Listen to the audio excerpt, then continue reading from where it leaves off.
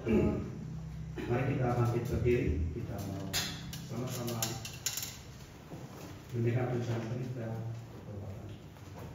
Berita tentang pertobatan dan pengampunan dosa dikabarkan kepada semua orang. Saudara dan saudari, bahwa sesungguhnya semua manusia telah jatuh ke dalam dosa, dan akibat daripada dosa tersebut semua manusia mengalami maut.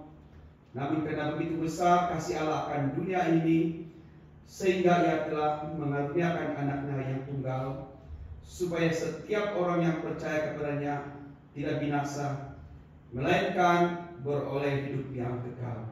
Amin. Silakan.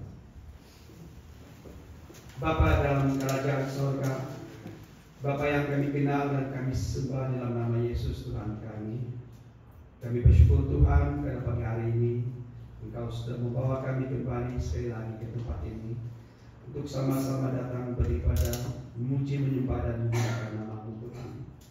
Kami bersyukur Bapa atas perlindungan dan pertolongan Tuhan di sepanjang hidup kami sepanjang minggu ini, sehingga kami masih boleh bernapas, kami masih boleh bersama-sama dengan keluarga kami lagi. Sebab itu Bapa, betapa kami mau meninggikan nama Tuhan yang besar itu, kami mau memuliakan nama Tuhan di dalam hidup kami. Bapa, kami mohon di dalam nama Yesus, ampuni kami atas segala dosa pelanggaran yang telah kami lakukan. Kiranya kami mendapat belas kasihan daripada Tuhan, sehingga pagi hari ini kami disuci kuduskan dan dilayakkan untuk menerima pemberitaan firman Tuhan. Sucikan dan kuduskan hati kami Tuhan. Urapi pendengaran kami, hati kami. Biarlah firman-Mu yang akan kami belajar sebentar tadi itu akan terus berakar, bertumbuh dan berbuah dalam hidup kami, sehingga kami boleh menjadi saksi Tuhan, sehingga kami boleh menjadi pemberita firman-Mu di mana juga kami berada.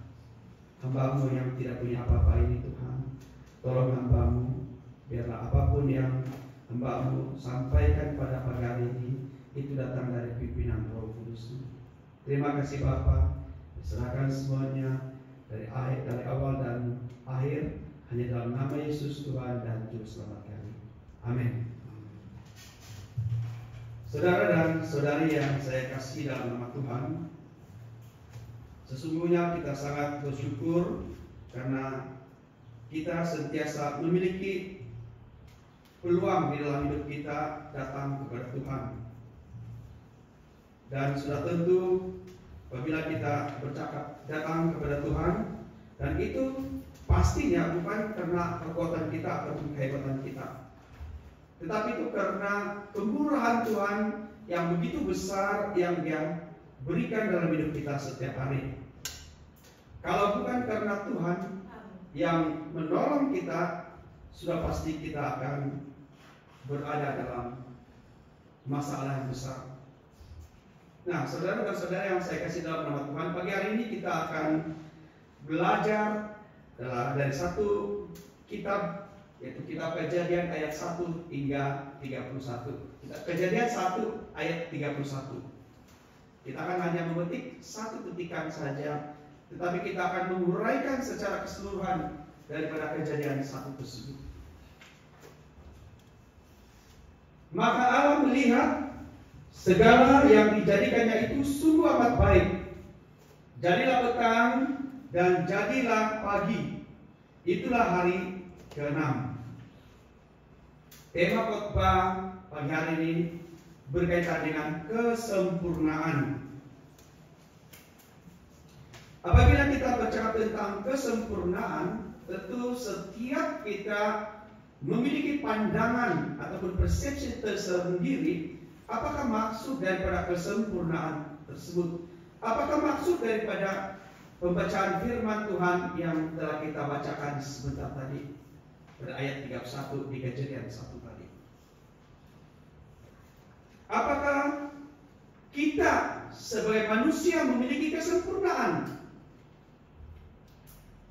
Alkitab menjelaskan sungguh amat baik. Apakah kita juga di dalam diri kita ini memiliki sesuatu yang dikatakan sungguh amat baik? ataupun posisi kesempurnaan itu ada dalam diri kita? Apakah dunia ini juga memiliki kesempurnaan seperti yang kita gambarkan? Atau kesempurnaan seperti apa yang kalau kita maksudkan di dalam petikan ini?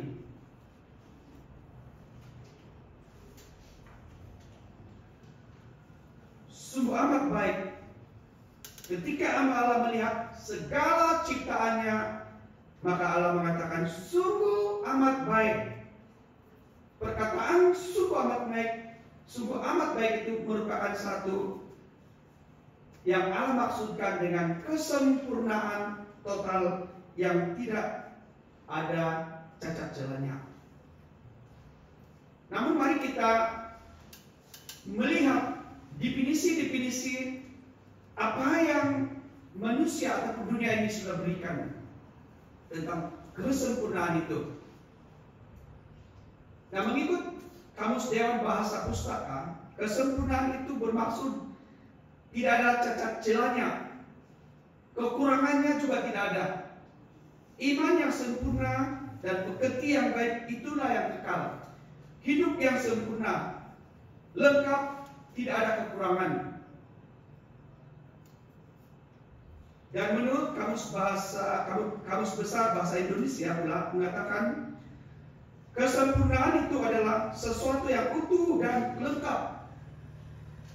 Lengkap segalanya, tidak bercacat dan tidak bercela. Alam ini yang indah adalah ciptaan Tuhan yang sangat sempurna. Definisi daripada dua kamus besar tadi, jawabannya adalah ya, benar. Tetapi kebenarannya, apakah itu sesuai menurut Alkitab ataupun hanya sesuai menurut pandangan dunia?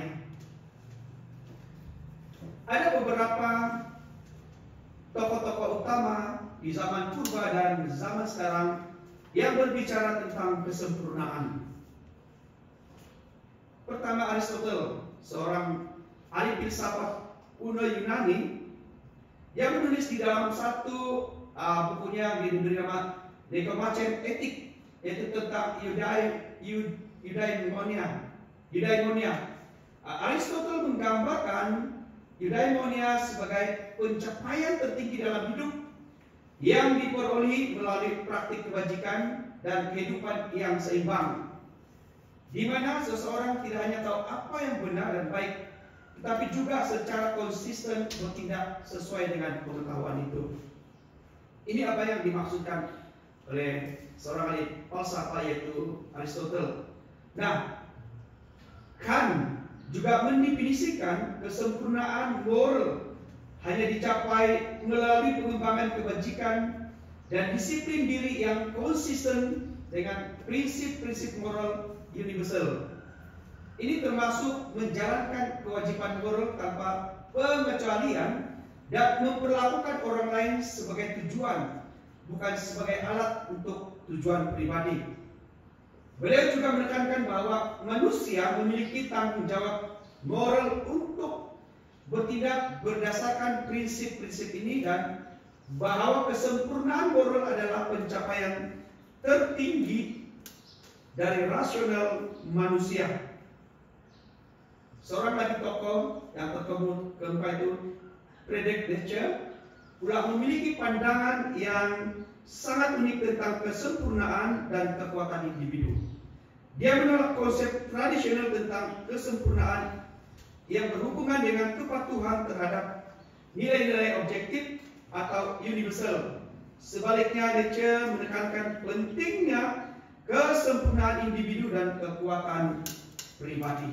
Nah, ini adalah pandangan-pandangan daripada ahli-ahli falsafah atau ahli-ahli filsafat tentang apa maksud daripada kesempurnaan tersebut. Lalu bagaimana dengan pandangan ahli teologi? Nah, kenapa saya mau saudara dan saudari melihat dari sudut pandang ahli-ahli falsafah, ahli teologi dan pandangan agama-agama tentang kesempurnaan, supaya kita memiliki satu konsep yang utuh tentang kesempurnaan, seperti apa yang di Kejadian 1 ayat 31 tadi menjelaskan, sungguh amat baik. Allah melihat semuanya sungguh amat baik. Mari kita lihat pandangan daripada setiap ahli teologi tersebut. Saint Thomas Aquinas dalam tradisi Kristen menjelaskan, ataupun Aquinas berbicara tentang kesempurnaan sebagai kedekatan dengan Tuhan dan menjalani hidup sesuai dengan kehendak ilahi. Kesempurnaan moral dan spiritual adalah tujuannya. Jadi dia memberi maksud bahwa kesempurnaan moral dan spiritual adalah tujuan hidup bagi manusia. Lalu Confucius dalam tradisi Cina, dia mengajarkan tentang konsep Ren yang sering diterjemahkan sebagai kebajikan manusiawi atau kesempurnaan moral, yaitu menjalani hidup dengan kebaikan, kasih sayang, dan kebijaksanaan. Bagaimana dengan seorang ahli filsafat yang bernama Albert Camus? Dalam filsafat eksistensial, Camus berbicara tentang absurditas ataupun absurdity hidup dan bagaimana manusia mencari makna dalam ketidakpastian dan ketidaksempurnaan. Kesempurnaan mungkin bukan tujuan akhir, tetapi pencarian untuk makna itu sendiri yang penting. Itu adalah pandangan ahli-ahli teolog yang ada di dunia ini, termasuk teolog Kristen daripada teolog agama lain, ataupun Confucius dan juga Albert Camus. Bagaimana dengan pandangan agama-agama dunia tentang kesempurnaan?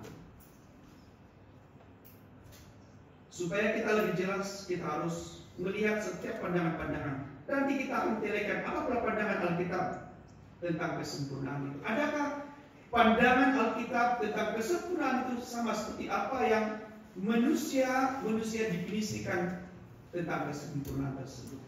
Nah, yang pertama, Islam beserta menyebutkan tentang kesempurnaan, yaitu berkaitan dengan menjalankan perintah Allah dan meneladani Nabi. Kesempurnaan moral dan spiritual dicapai melalui ketaatan kepada ajaran Quran dan hadis. Ini adalah pandangan daripada agama Islam. Kemudian bagaimana dengan pandangan oleh agama Hindu?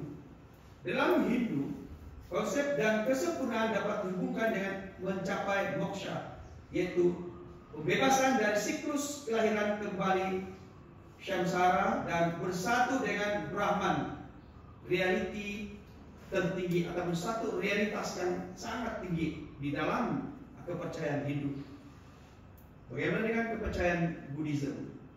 Kesempurnaan dalam Buddhisme merujuk kepada mencapai nirvana, keadaan bebas dari keinginan, ketidaktahuan, dan penderitaan. Ini dicapai melalui praktik 8 jalan mulia. Kemudian kita melihat Taoisme. Dia menjelaskan kesempurnaan dalam Taoisme melibatkan hidup selaras dengan Tao, prinsip alam semesta yang mengatur segala sesuatu, dan ini termasuk hidup secara sederhana dan mengikuti alam. Bagaimana dengan agama Judaisme?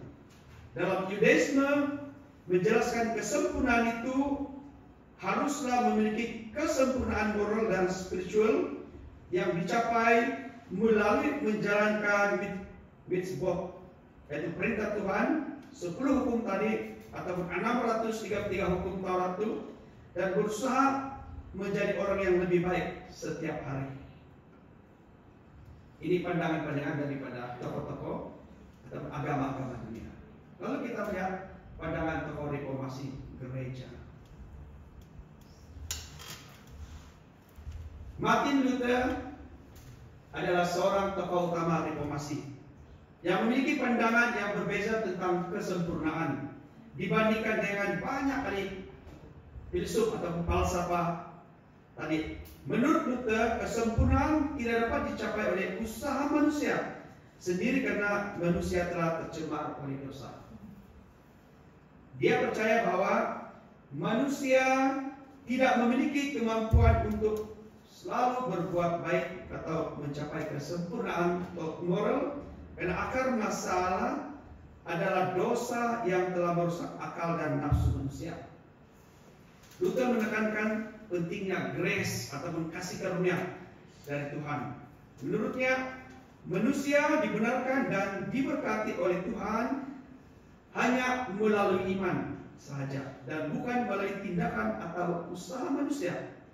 Ini berarti bahwa kesempurnaan moral adalah hasil dari kasih karunia Tuhan, bukan dari usaha manusia. John Calvin, juga seorang tokoh reformasi, memiliki pandangan yang kaya tentang kesempurnaan.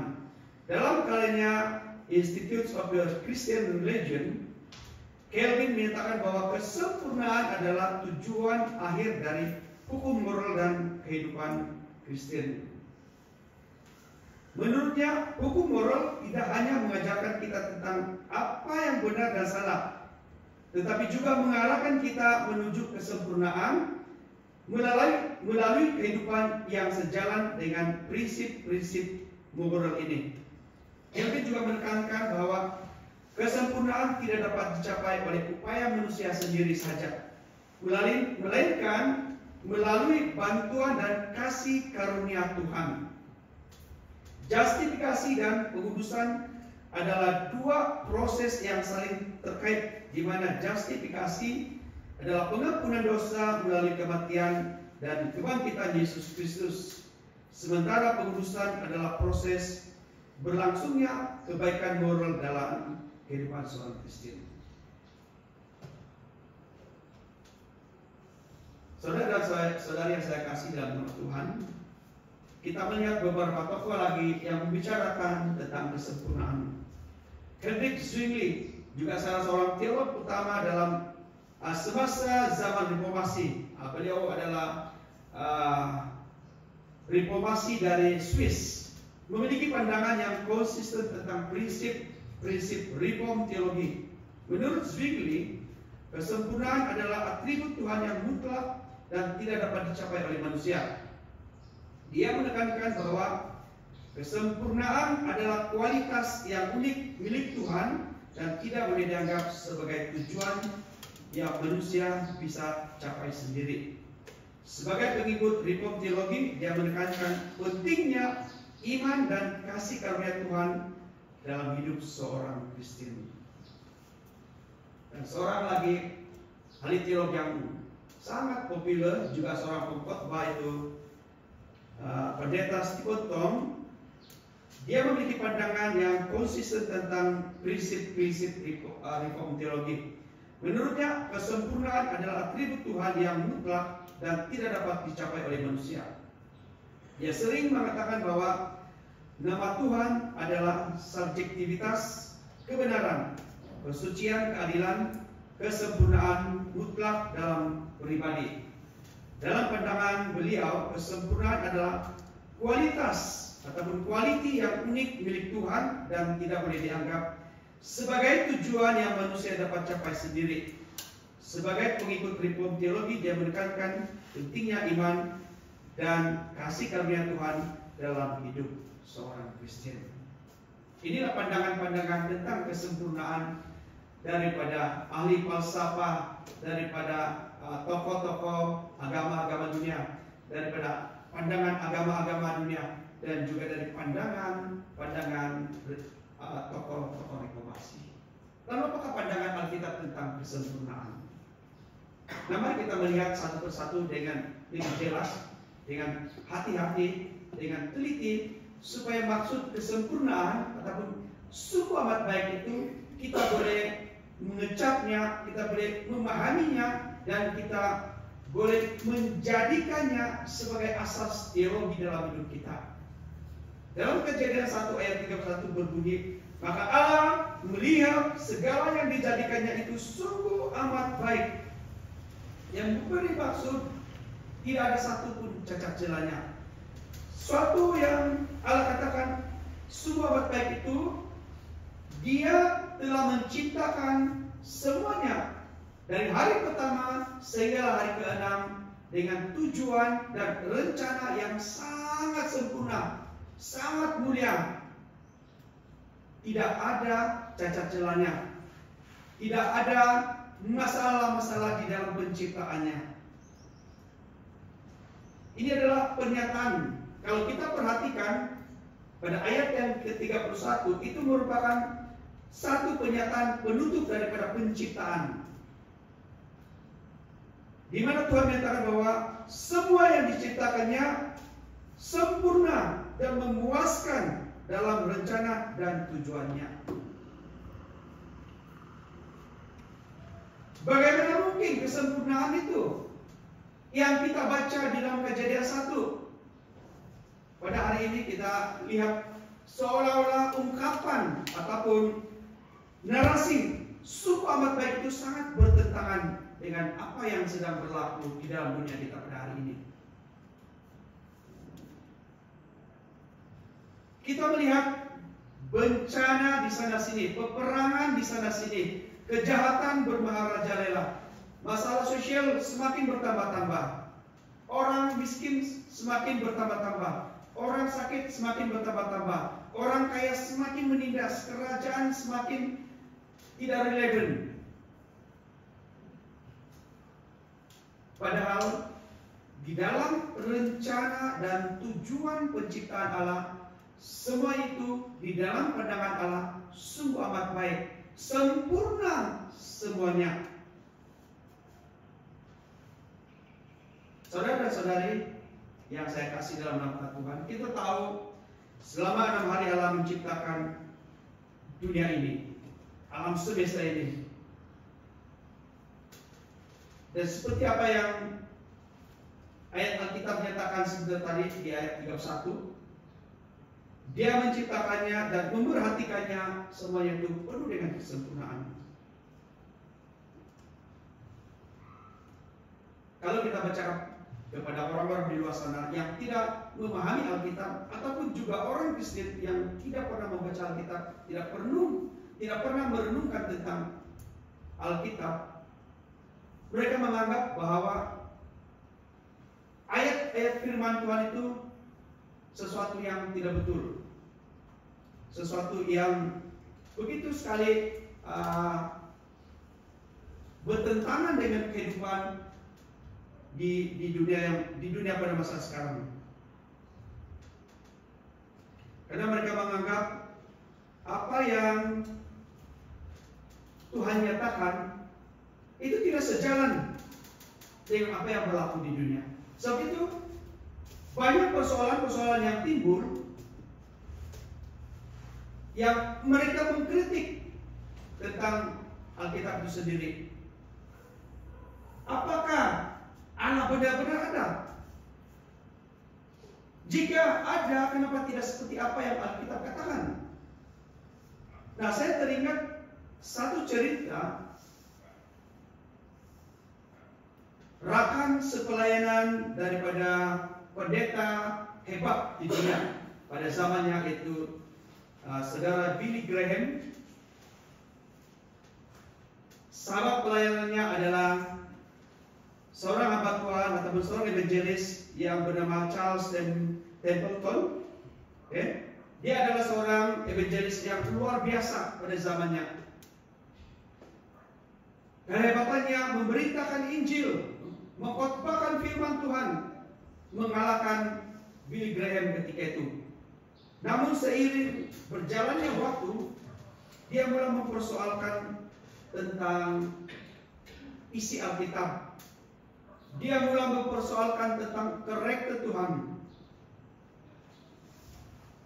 Dia mulai meragukan tentang dogma Kristen dan ajaran-ajaran gereja, dengan mengatakan bahwa banyak ajaran gereja itu sudah tidak sesuai, bertentangan.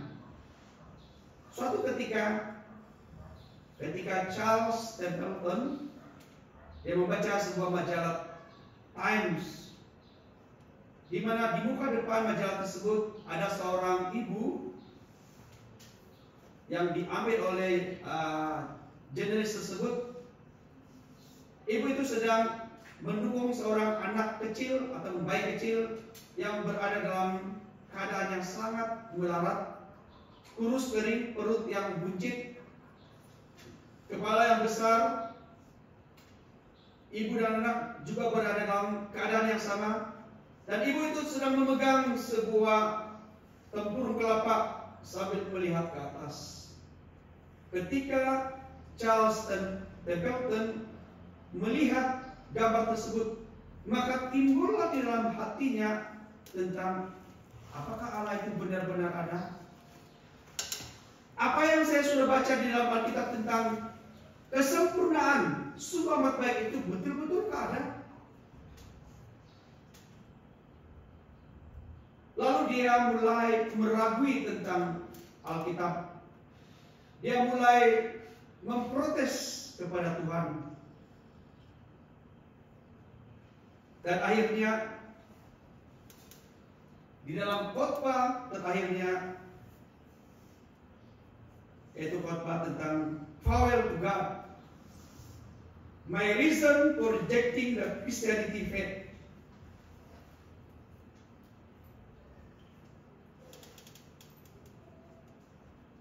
dia memberikan alasan tentang ketidaksempurnaan, tidak seperti apa yang Alkitab jelaskan. Saudara dan saudari, kenapa saya mau Anda semua memikirkan ataupun mendengar tentang cerita Charles Templeton? Karena beliau adalah seorang evangelis yang besar, yang hebat pada zamannya, tetapi akhirnya meninggalkan Tuhan karena mulai mempersoalkan tentang kesempurnaan. Karena bagi pandangannya, ketika Alkitab mengatakan sungguh amat baik, maka semuanya harus amat baik. Maka dia mempersoalkan, kalau Allah itu ada, kenapa adanya masalah? Kenapa adanya bencana? Kenapa adanya peperangan? Dan akhirnya dia menjadi seorang etis.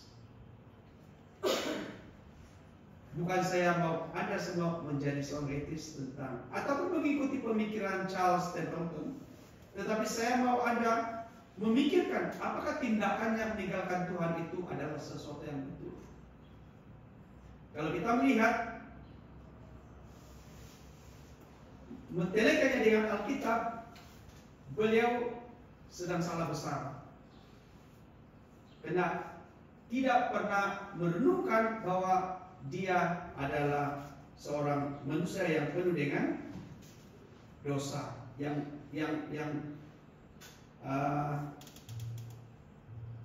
sangat terikat dengan dosa, sehingga di dalam dirinya juga tidak ada kesempurnaan.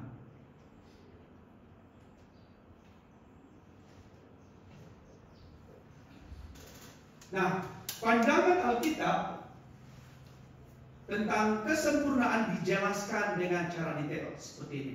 Mari kita perhatikan. Dunia yang Tuhan ciptakan adalah sempurna dan sungguh amat baik pada awalnya.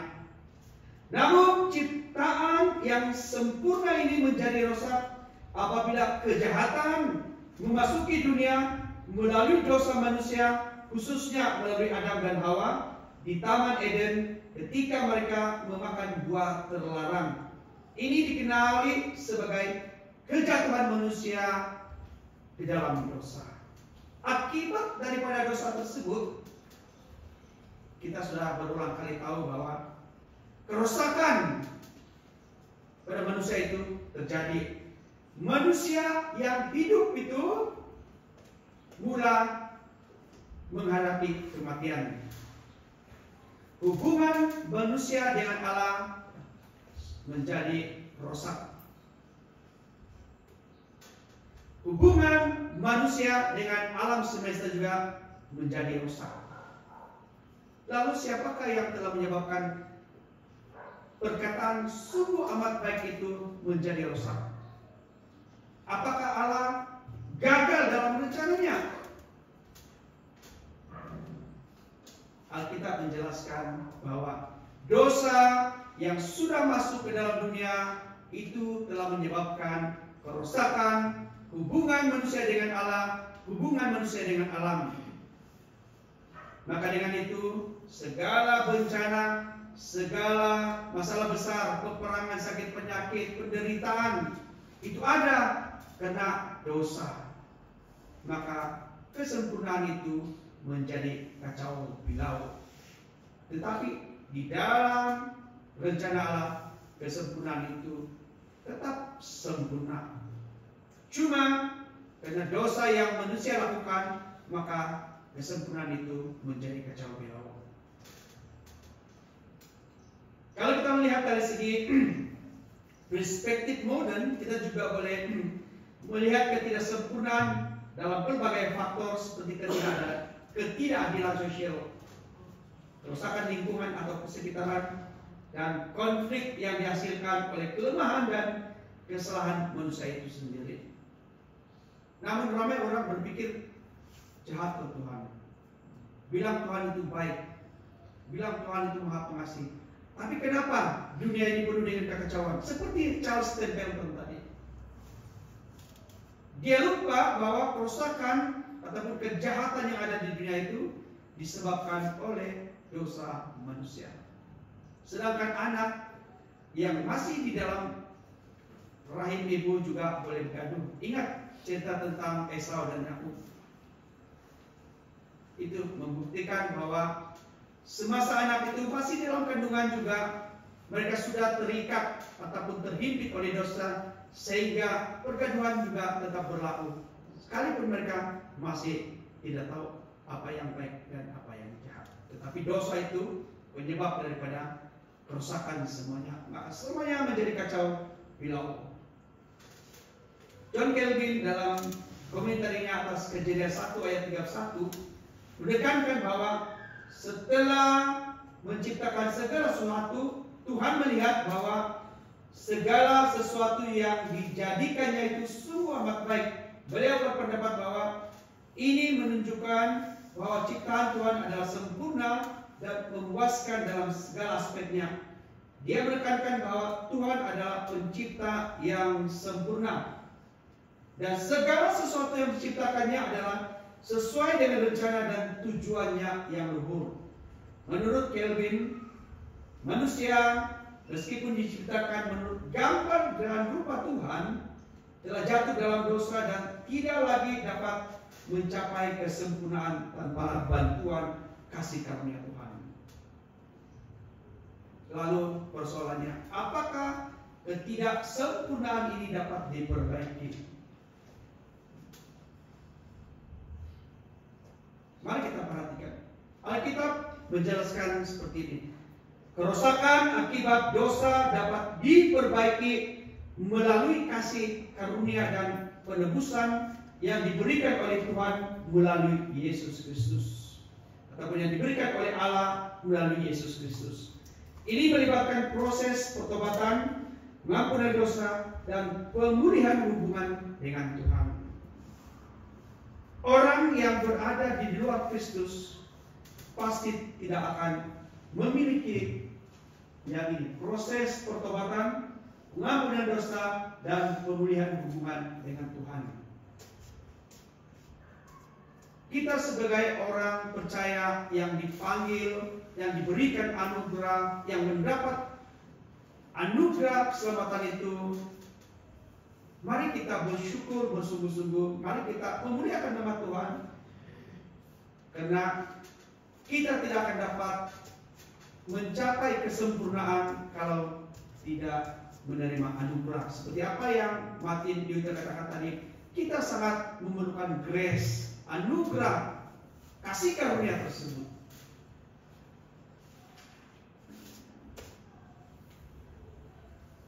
Nah, pemulihan dan kesempurnaan akhir akan terjadi pada akhir zaman.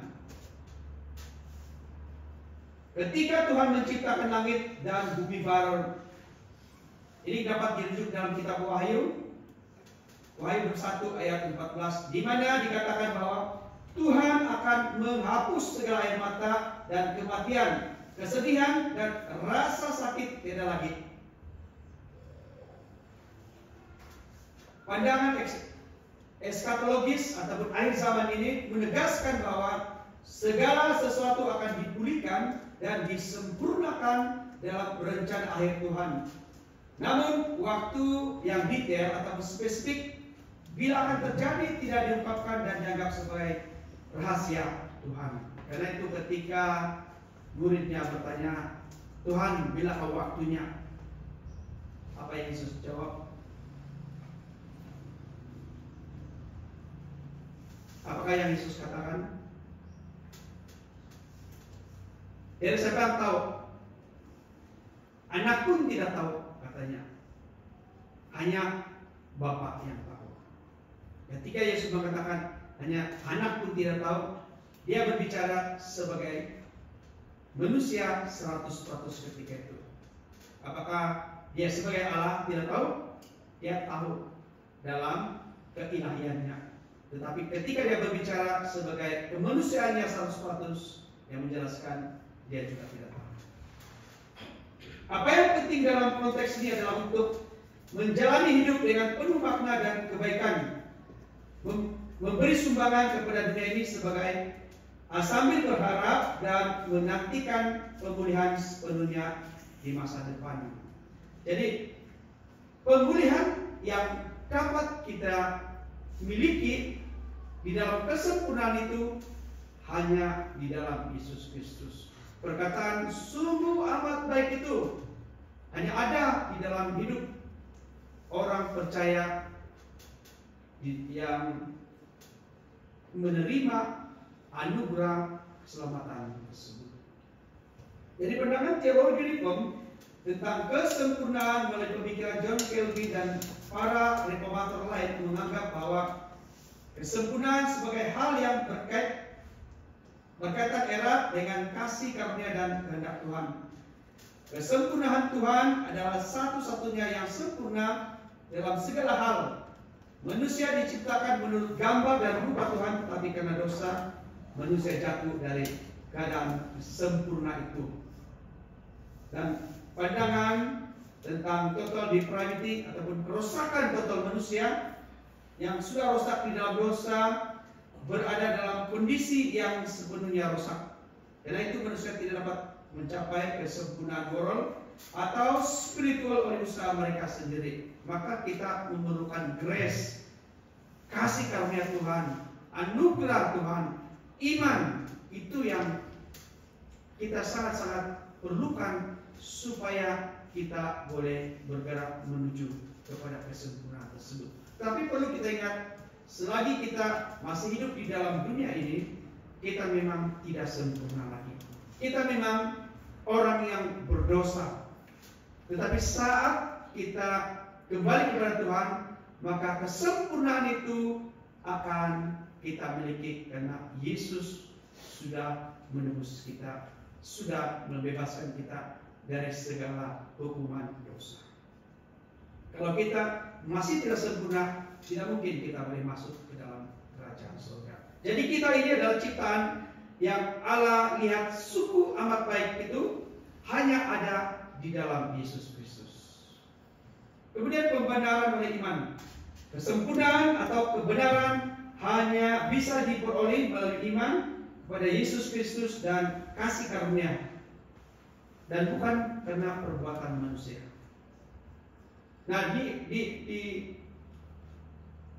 zaman sekarang atau di media massa ataupun di TikTok, di Facebook, di YouTube, kita sekarang berdepan dengan satu perdebatan hebat. Kalau kamu boleh melihat tentang sola Kristus ataupun hanya sola fide, hanya iman, ataupun iman plus perbuatan. Ini yang sedang dibicarakan oleh banyak ahli, sama ada ahli teolog ataupun orang-orang awam. Mereka membicarakan tentang hal ini, menjelaskan bahwa manusia tidak boleh selamat kalau tidak ada perbuatan. Iman tanpa perbuatan itu penting. Tetapi bagi gereja Reform ataupun orang Protestan percaya bahwa hanya iman di dalam Yesus Kristus yang menyelamatkan. Perbuatan itu adalah hasil ataupun buah-buah roh setelah kita diselamatkan. Bukan kita mau melakukan perbuatan baru kita selamat. Tidak. Dan seterusnya berkaitan dengan pengudusan. Setelah pembenaran ada proses pengudusan di mana Roh Kudus bekerja dalam kehidupan orang percaya untuk menjadikan mereka semakin serupa dengan Kristus. Ini adalah proses yang berlangsung seumur hidup. Jadi pengudusan maksudnya ketika kita dikuduskan, kita tidak akan kudus terus selama-lamanya, tetapi itu berlangsung, merupakan satu proses. Sebab itu kita perlu memohon pengampunan dosa daripada Tuhan. Kita perlukan darah Tuhan untuk menyucikan dan menguduskan kita setiap waktu.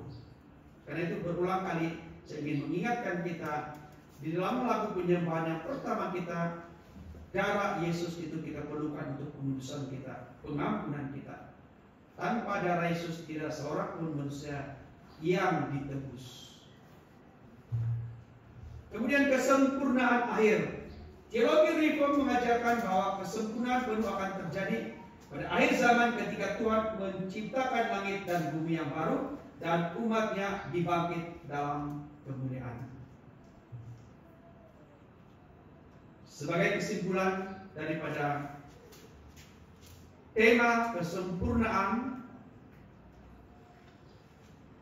kita kembali kepada Kejadian 1 ayat 31 tentang ayat tersebut. Ketika Tuhan mengatakan sungguh amat baik, ini menunjukkan bahwa segala sesuatu yang Tuhan ciptakan dari alam semesta hingga makhluk hidup adalah sempurna. Alam semesta hingga makhluk hidup itu sempurna. Tiada cacat celahnya.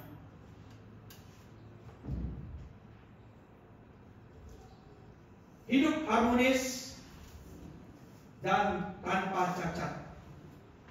Keadaan ini mencerminkan kemuliaan dan kebijaksanaan Tuhan yang tak terbatas. Seiring dengan itu, pandangan ini memberikan gambaran tentang bagaimana segala sesuatu dirancang untuk berfungsi dengan sempurna sesuai dengan maksud dan tujuan Tuhan. Dan saudara dan saudari yang saya kasih dalam nama Tuhan, kita sudah belajar daripada ayat dalam kitab Kejadian 1 ayat 31 berkaitan dengan kesempurnaan sungguh amat baik. Kita sudah melihat pandangan-pandangan daripada ahli-ahli falsafah, ahli-ahli teolog, pandangan-pandangan agama, dan juga pandangan ahli-ahli tokoh-tokoh reformasi. Dan kita juga melihat apa yang Alkitab katakan tentang kesempurnaan itu. Dan Tuhan juga memberikan kita solusi bagaimana kesempurnaan yang tadi itu rusak dipulihkan kembali, dan itu hanya ada di dalam Yesus Kristus. Amin. Mari kita bangkit berdiri. Tolong pasang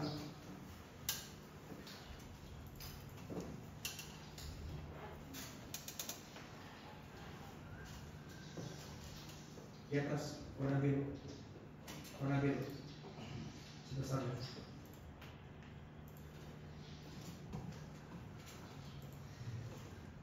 di atas, dari atas.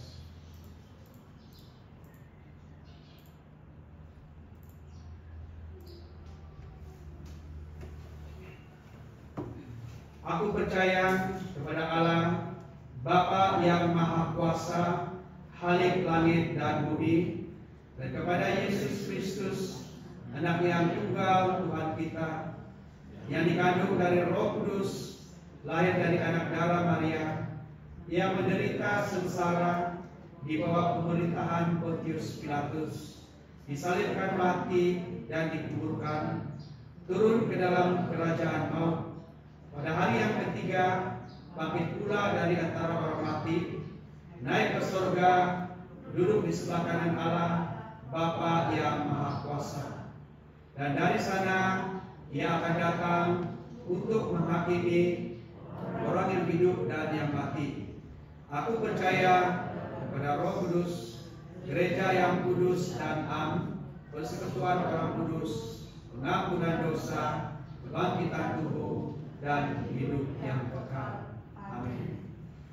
Bapa yang baik, Bapa yang telah memberikan kami pengajaran di dalam firman-Mu pagi ini, kami bersyukur Tuhan karena kami sudah belajar tentang kesempurnaan.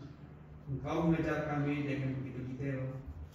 Seperti Tuhan, kami mau mengucap syukur dan kami mau memegang itu dalam hidup kami sebagai panduan kami di dalam perjalanan hidup ini, bahwa sesungguhnya perkataan sebuah baik itu kini menjadi rosak akibat daripada dosa-dosa yang telah kami lakukan. Maka dengan itu Tuhan, sekali lagi kami mohon pengampunan dosa. Berikan kami